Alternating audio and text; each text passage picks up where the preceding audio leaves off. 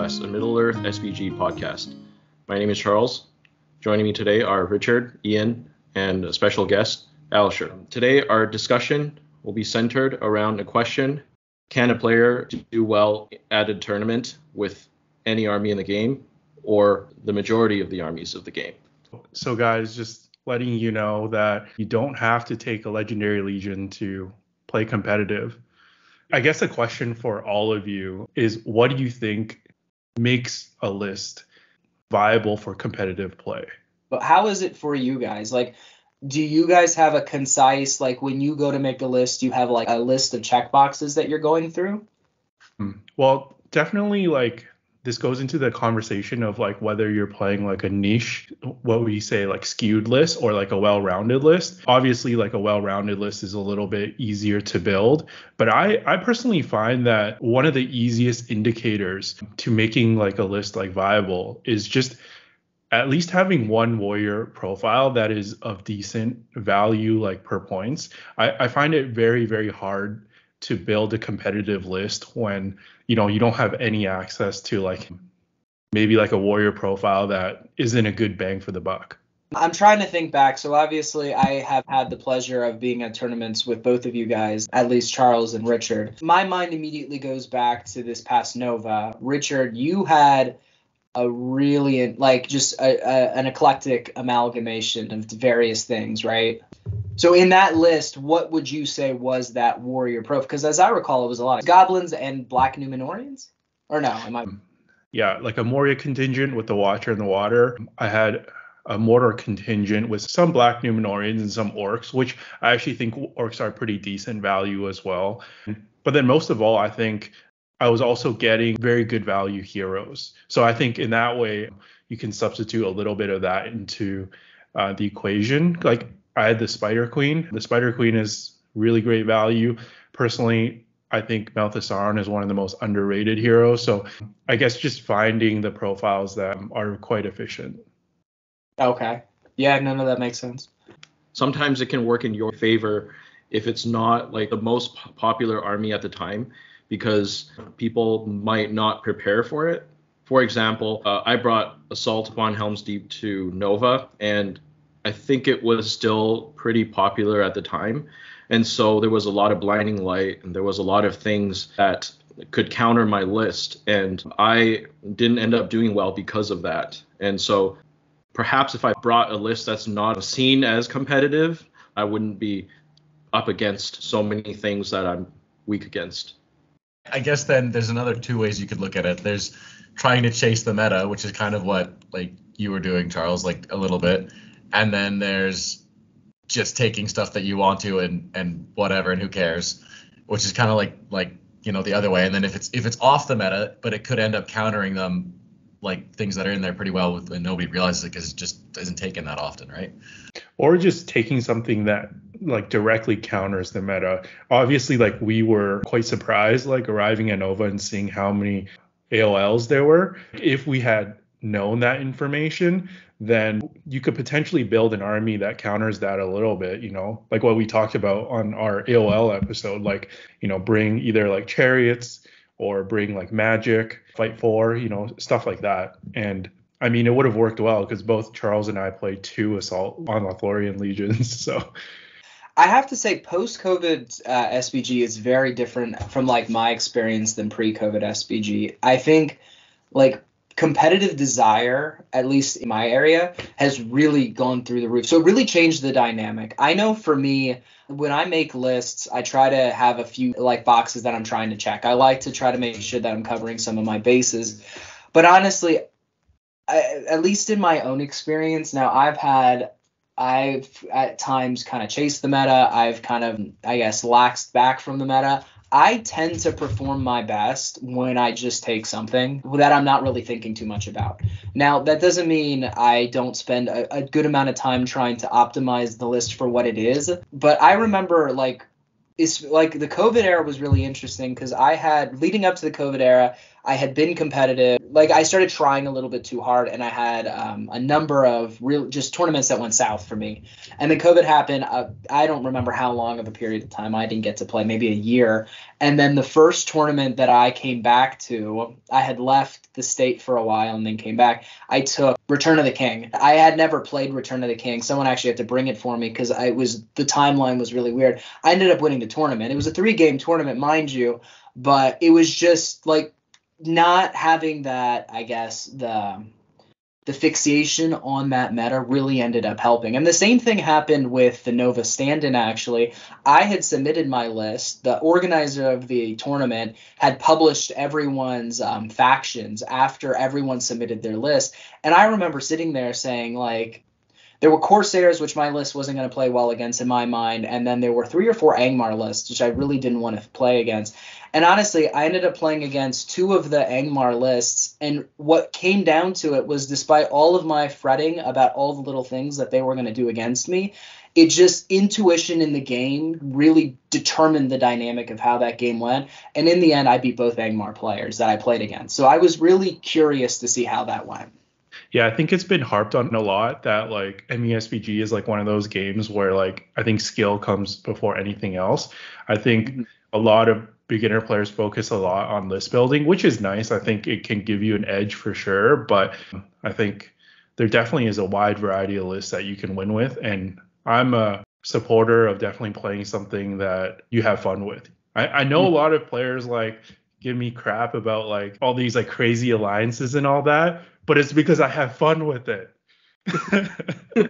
Not because I'm trying to be cheesy. You know, I've had the opportunity to play an array of things. I think the army faction that I like to play in terms of enjoyment the most, that I think I don't typically see in the top 3 placings too often, is Khazad-dûm. So that's an army I've had tournament success with that I don't see too often. Okay, so let's jump into Alisher. You brought your Khazad-dûm list, actually, that you've done very well. Did you win the tournament with this list? Maybe share the list with us and then let us know how it plays or what's your general strategy with it. Yeah, absolutely. So the list was 750 points. I had Durin as my general, the King's Champion, and then a captain, which had a shield. I had 10 Hearthguard in Durin's Warband, along with 3 Vault Wardens, 2 Dwarves with shield. In the Champion's Warband, obviously the 2 Heralds, 1 Vault Warden team, 2 Rangers, Throwing Axe and Bow, 6 Dwarves with a shield. And then in the Captain's Warband, it was 3 Rangers Bow, 4 Dwarves shield. So it was 40 models overall. My breakpoint was 21.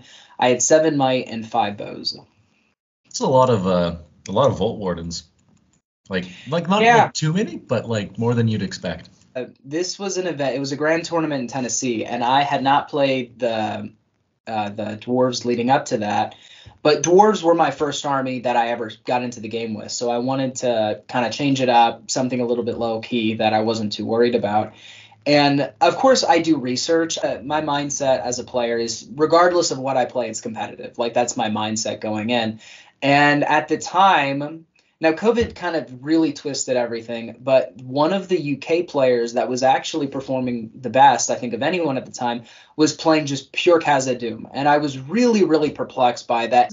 In his mind, as I kind of talked to him a little bit about it and he was talking about it, he thought the Vault Wardens were really where it was at. And now I looked at his list. He did something like 12 Vault Warden teams, like a ton of them in his lists. And I knew I wasn't going to be able to do that because the way the Vault Wardens work, they're great, but you have to play them the right way. If you get kind of swarmed in the back, it's just a bad day. So I wanted to try them out, but I didn't want to lean into them too as heavily as he did because I knew I didn't have the skill to do it. In my mind, I feel like Vault Wardens probably excel when there's a lot more terrain on the board, right? Because you want to kind of fill those gaps and plug those holes. And because of their like movement, same as every other dwarf, is it the case that if it's like more of an open field battle that, you know, they're not really doing as much? I find that if you're just doing like a standard battle line with them and they're just like D9 with spears, like nothing special, right? Yeah, no, I think it's terrain dependent, but it's also opponent dependent. So at that tournament, it was 5 games. I think I did 4 major wins, and I did a minor loss. The minor loss was against Goblin Town, and it was a really open board. And that was exactly what you're saying. So in that situation, there was not a lot of terrain for me to castle around. It was capture and control. So it was really that spacing kind of mattered. So he was able to swarm around me and get to the objectives. The game ended before he could get too many of them. I forget what the score was, but it was a minor loss.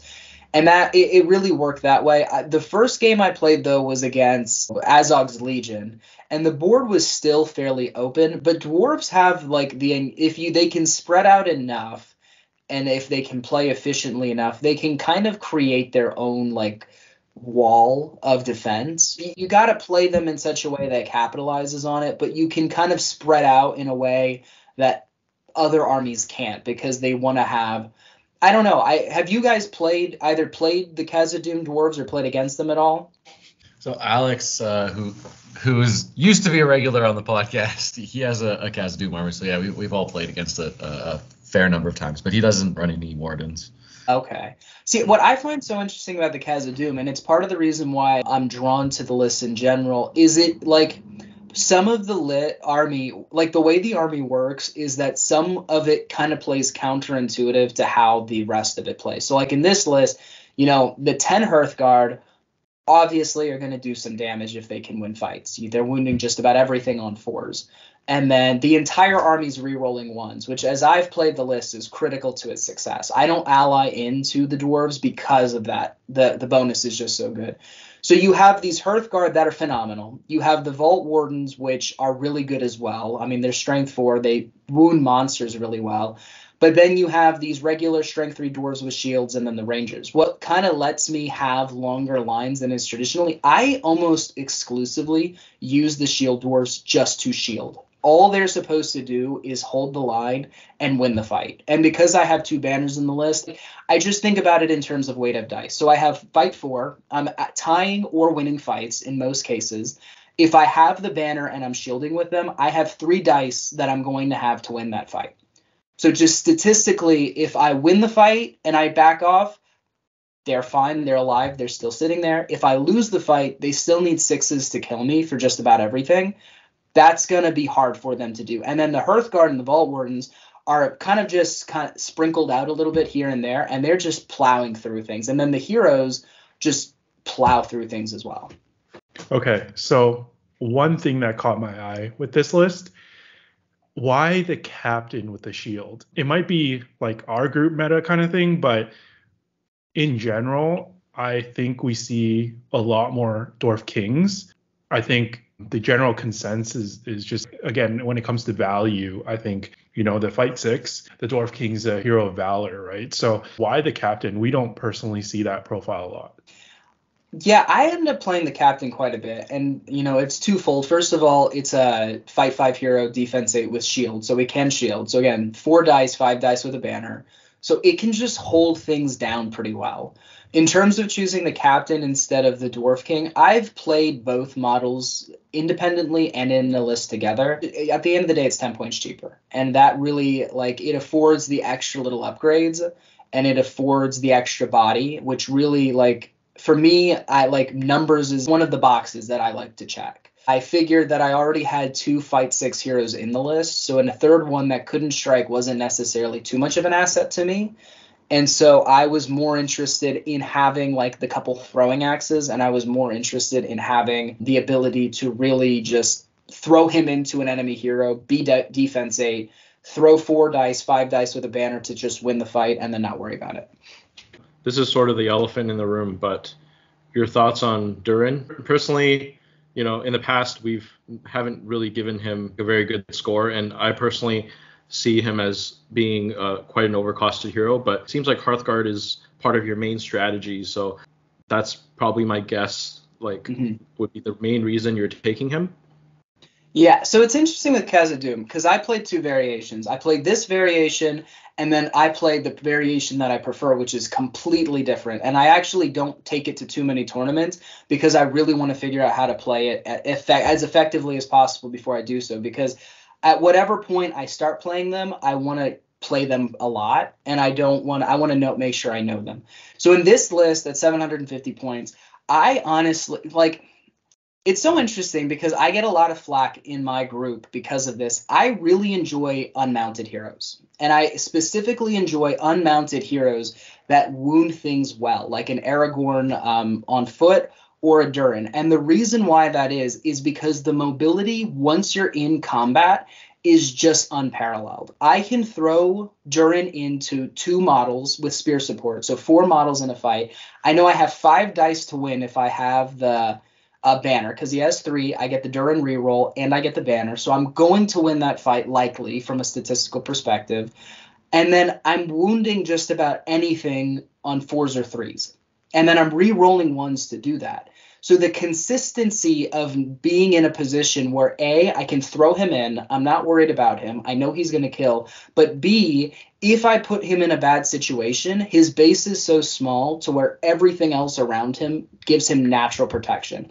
I've played a lot of variations with heroes. I honestly, as much as people are so horse heavy, and this is my own group, so I'm not saying, the breaking news of Alisher is not saying unmounted heroes are the meta. That's not what I'm saying at all. This is an only Alisher theory here. I really like the mobility of unmounted heroes. That's really interesting.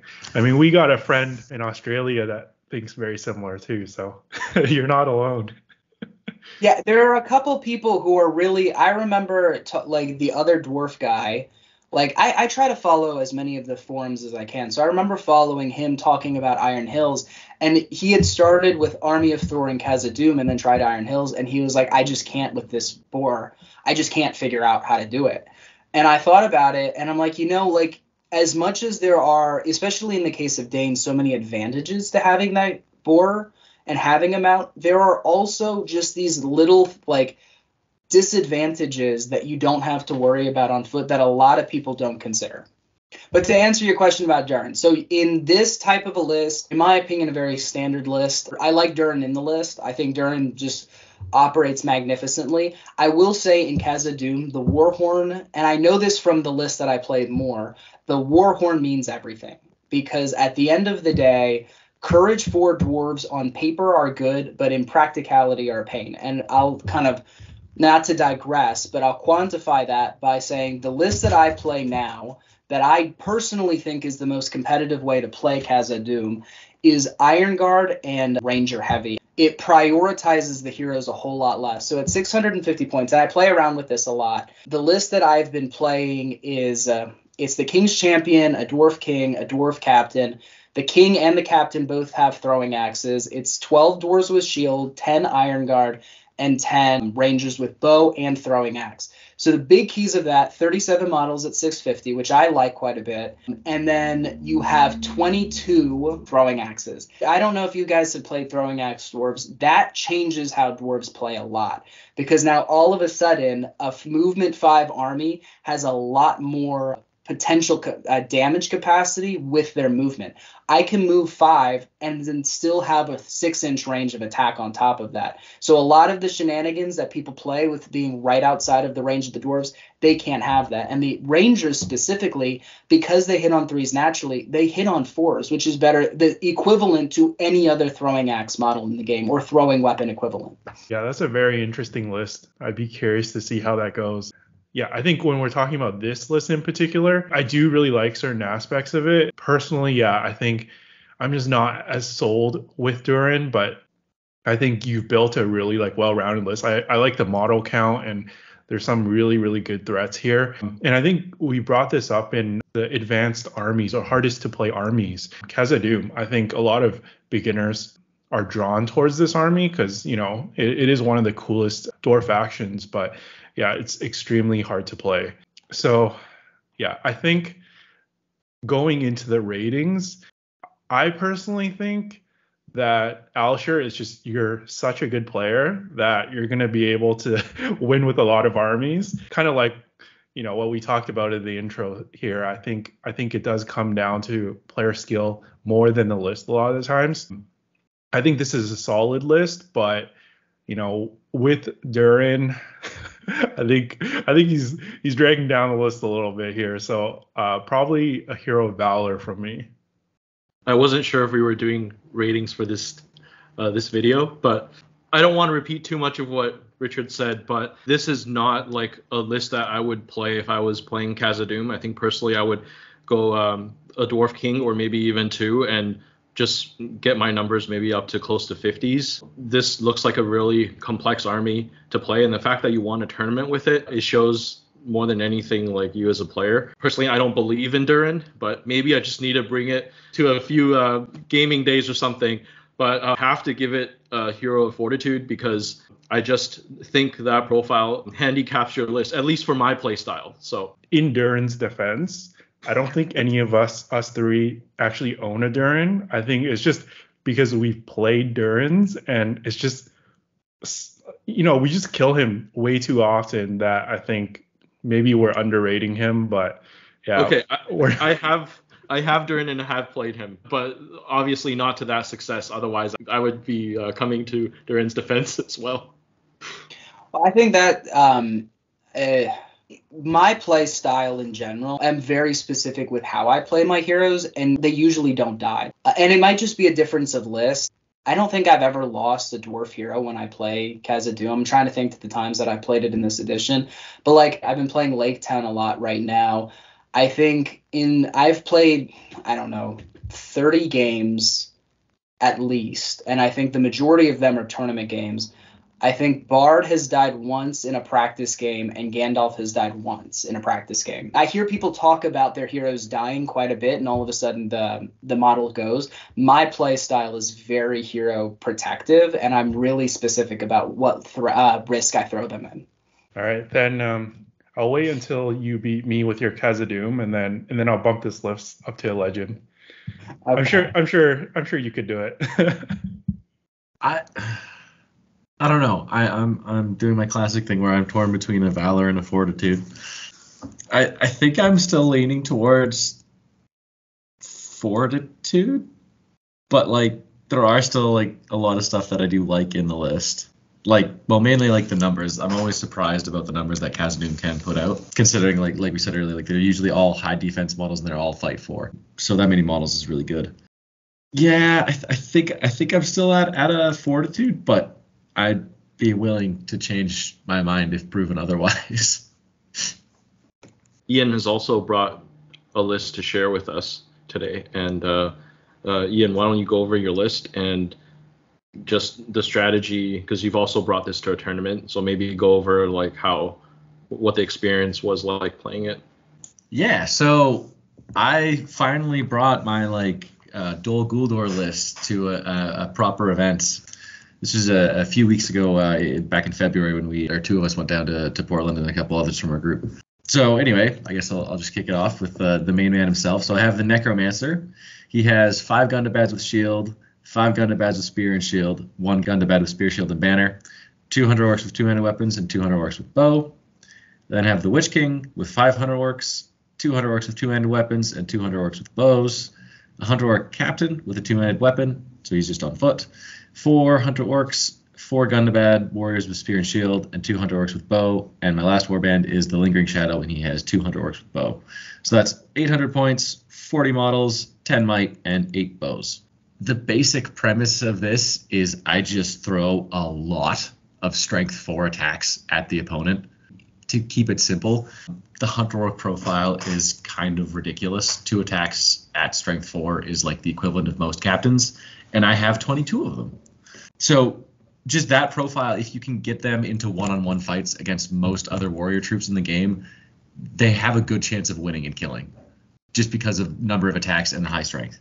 As for the Necromancer, he's not amazing. He can be, what I have learned is he can be a fairly reliable spellcaster because he has such a large stack of will in reserve, and the army bonus where you get a free one when you cast.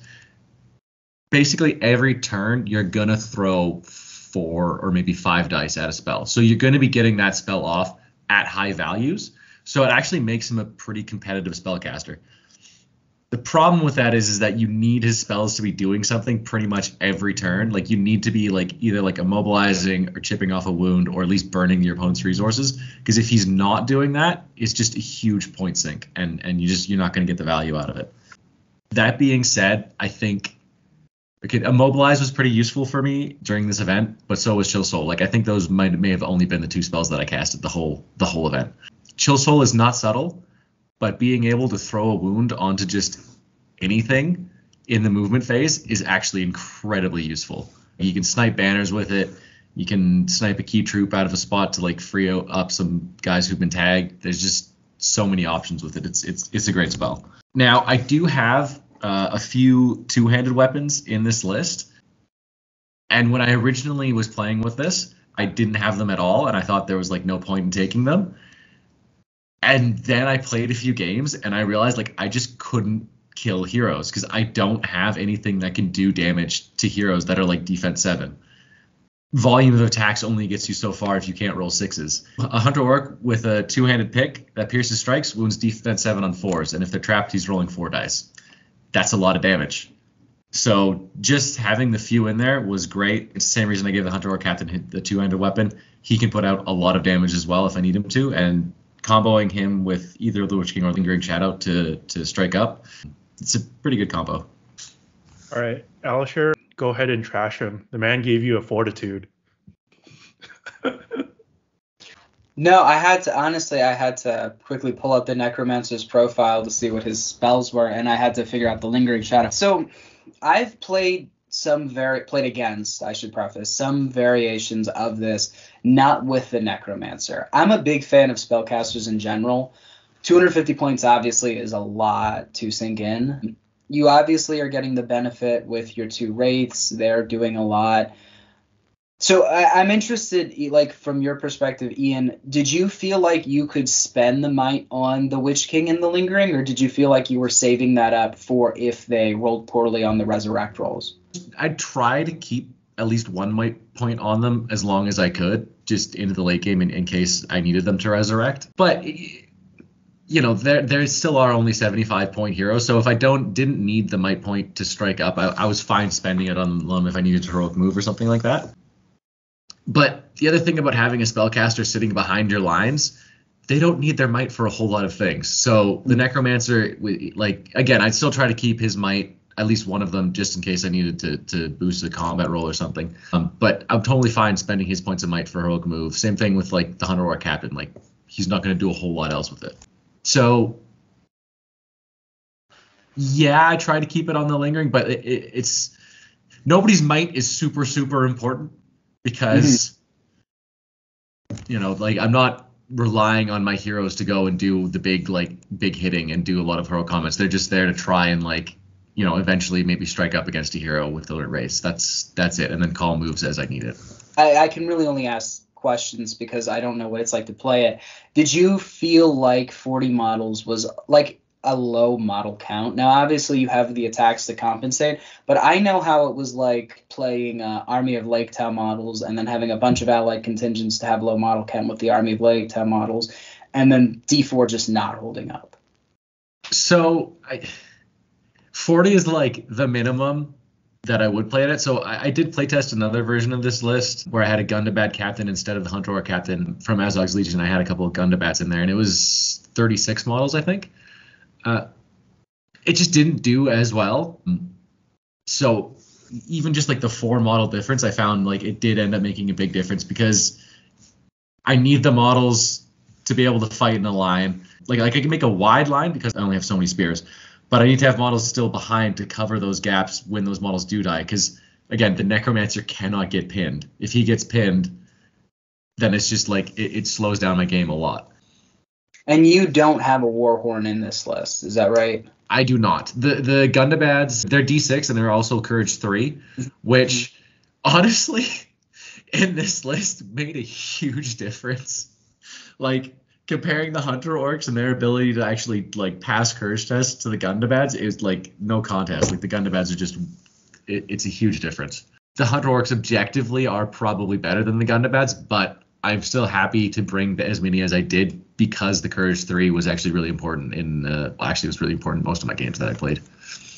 No, I mean, I love the good and bad in the list, honestly, because especially you have 10 of them, no, 9 of them with Spear, and then you have the rest with just Shield. Like, I think a list like this, I remember back to when Rainier was here and Rainier was playing competitively regularly, and he played Corsairs. And obviously Corsairs have a lot of tools, but Corsairs are really low defense, and he would use Black Numenorians in a similar, not quite identical way as you were using them here. And I know that a lot of the guys who played Rangers of Ithilien back when they were really popular always had a bunch of Gondorians, even though it reduced their bows, simply for the defense, but also in Rainier's for him, the courage. The Gondorians doesn't really matter, but in their case, just the defense. I love them in the list. Question about just how you split the warbands. Did you ever consider taking the Hunter War Captain from Azog's Hunters so that you could get the army bonus in there on your bows? So yeah, I think I did when I initially wrote the list, and then in the later versions when I ended up making this one, I kind of forgot about it, honestly. But in order to do that, I'd have to, because the Hunter Orcs, they get 50% bows, so I could put 6 of my Hunter Orcs there with the bows, but then I'd have to put at least 10 Hunter Orcs into his warband, and that kind of like messed with the structure of the warbands that I wanted. So that was part of the influence, but honestly, I kind of just forgot. Unbelievable, Ian. You're demoted from Bowmaster. So if I were to change the list, maybe I would only take 6 bows, but have them like that. But, the deadline for list submission was coming up, and I kind of ran out of time. I actually played this list on top table in the final round. Ian did really well with this list, and I actually thought that it was pretty impressive because before the Necromancer Legion came out, the only time I've seen the profile was with all the Wraiths in like an all-hero list. And then after the Legion, with all the Legion buffs, I'm guessing that's probably still the case. And so 250 points for one spell a turn. It takes the knowledge and the skill of just picking your right moments and the right targets every turn. And I find that probably the most challenging thing about the profile, because you could be taking 2 Wraiths with those points. Honestly, like I said earlier, it kept it simple. Chill Soul and Immobilize were like my best friends for like the whole event. But and again, it just goes back to the reliability of the casting. Like getting it, you every time you cast it, it's always on a 5 or a 6. And when you're doing that against even the biggest heroes, they burn through their resources really fast. And when I also have like the threat of the Nazgul who can kind of like jump in there and strike up, I found that big enemy heroes were quite willing to spend might points to boost their resistance rolls, which I was totally fine with because then it just gives me more control later on in the game. Yeah, I really like this list. I mean, Lingering Shadow is probably one of the coolest Wraiths. I think it has a lot of potential there. I like the profiles that aren't just like, oh, it has good stats or it has like burly, it can actually have some utility. But I think similar to Alisher's list, I think just the main leader profile is kind of drags it down. And I guess it shows like how, you two are very like skilled players and are able to like make the best out of these lists. But there's a reason that the Necromancer is not played that much. So yeah, Fortitude for me. I'll go with the same rating. What about you, Alisher? That's tough. I honestly would almost go with the Valor, and my justification my defense for that is I really like. I had to quickly look at the spells, to be fair.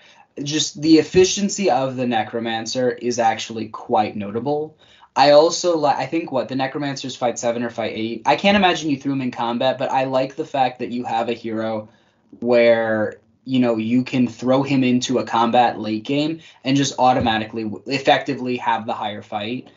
I like the dynamic. I don't think he's the greatest hero imaginable for 250 points, but I don't think he's the worst. I like him in this list. So yeah, that's actually an interesting point. Most of the time in most of my games, he does end up in combat at some point, usually like you said, towards the end of the game, to exploit that fight 7 and the fact that he does have that instant kill. So Yeah, ideally you try and set it up in the late game where he can get a heroic combat off into an enemy hero, or just at least threaten that so then they're burning resources as well to try and like strike up so they don't get attacked. He can also be an offhand tank. I never luckily didn't have to have him fill that role, but he's still D8 and he can have a ton of fate points. So not the greatest idea because he's your general, but you can do it. All right. Thanks for sharing your list. So just to bring the conversation back to the beginning, do you guys think that the game is at a place in terms of balance where a player could do well in a tournament with the majority of armies? Assuming all players have equal skill at this event and it doesn't matter like what armies, or if you had the skill, is there potential to do well with the majority of armies? Yeah, I think so. I also assuming you get enough time to learn the army, right? Because a lot of them do have different play styles. Sometimes it just comes down to like player skill, but if you have a certain play style that you're like really skilled at, trying to force that style onto another army that doesn't necessarily play that well doesn't always work. So yes, but also no. I think in general, I would say most armies, with the exception of, several of the really, really terrible ones or like the more narrative ones, I think you can definitely learn to be competitive with most armies. Maybe it's only at a particular points level, but I think it's for the most part doable. For example, I wouldn't run the Necromancer at lower than 800 points. My perspective will forever be changed after this past Nova. I mean, the list that won Nova just was entirely random. I still don't know quite how it worked the way it worked, just a bunch of half trolls and some camels. And I see this a lot in the Philly group because I see a lot of people change up their lists. There is a real competitiveness to changing your lists constantly. And it just boils down to, if you play the same thing over and over again, people are going to know how to play against it. And if you change what you're playing, you develop a competitiveness in that it's almost more forgiving, because if you make a mistake, your opponent doesn't necessarily know how to capitalize on it. I know that from a personal experience of playing competitive lists. So like right now I play Lake Town a lot. It's actually easier for me to get into a bad situation and then suffer from the consequences of that bad situation with Lake Town than it would have been with a Doran list, or it was with a Return of the King list or a Moria list. Like kind of as I was saying with the Moria list that I played against, and I was worried about the other competitive players, what they had. Like something as simple, like what was my big fear in that was that they had Sap Will, and they could remove my fearlessness from my shaman, simply because the two player, and one of them was Evan Iverson, so competitive player, right? Simply because in that moment he didn't know what he was playing against, he neglected to Sap Will early on. And in both of the Angmar, one of them was Jacob Hall, just neglected to Sap Will on that shaman, completely changed the game, won both games because they did not sap my shaman. So I think when you change lists, there's a competitiveness to doing so. I think that's a good note to end off on. Thanks, Alisher, for coming on the podcast to talk to us today, and for bringing your list to share. Thank you to all our viewers for watching, and look forward to the next episode of Into the West podcast.